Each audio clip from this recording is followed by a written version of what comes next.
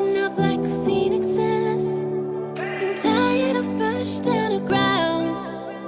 Okay, it all started with a new girl that came to the school, and her name was, we'll call her Karen. Now, the thing about Karen is she liked to talk the most shit, okay? So she came to class actually talking about how she was the most popular girl at her old school. Came up to me and she was like, "Hi, my name is Karen. Do you want to be my friend? I was the most popular girl at school. You know, I have clout or whatever." And I was like, "Sure, fine." So we actually found out that we lived on the same neighborhood, the same street. So we would walk home together and we would walk to school together and we would talk about things. You know, we actually became really good friends, but this was before I knew what she was all about. Now, as I mentioned before, Karen liked to talk shit. So she came to class and talked to another white girl and she was like, "Oh my gosh, this boy asked me out." And I was like, "Please, I'm not going to go out with you. You're black. Why would I date a black boy?" So I go up to her and I'm like, did you just say like you don't date black boys? That's kind of racist. You know, I'm black, right? And she was like, "Oh my gosh, Jasmine, you're over exaggerating. I never said shit like that."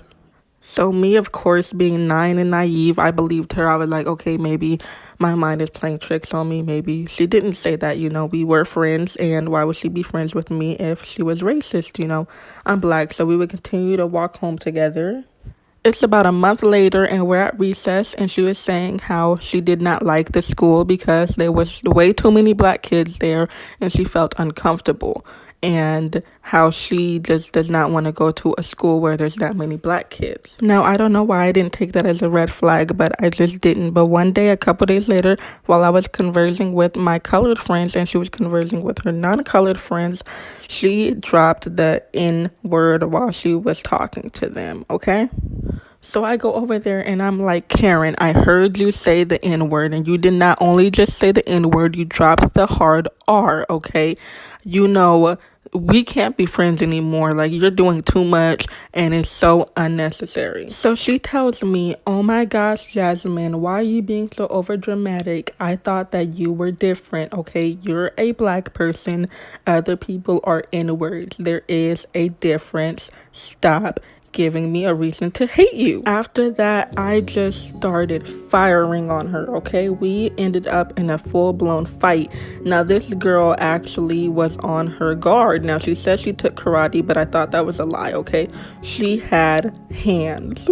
So we were fighting. I had my adrenaline up. All the kids were behind us. Some kids were screaming, "Oh, get that bitch, Jasmine." Some kids were screaming, "Get her, Karen." So it was really neck and neck as we were fighting. So after what seemed like years later, we were still fighting, but I finally just started doing the windmill on her, okay? I was swinging my arms because it was my first fight and I really didn't know what I was doing, but luckily I won. So the fight was over and I won. Everyone in the background was hype. I was hype. You know, it was my first fight and I actually won it. Karen actually got up after this and called everyone the N-word, and after that she actually moved. I never heard of her again after that because she moved. It was history. I never had a fight anytime after that. That was my first and last fight.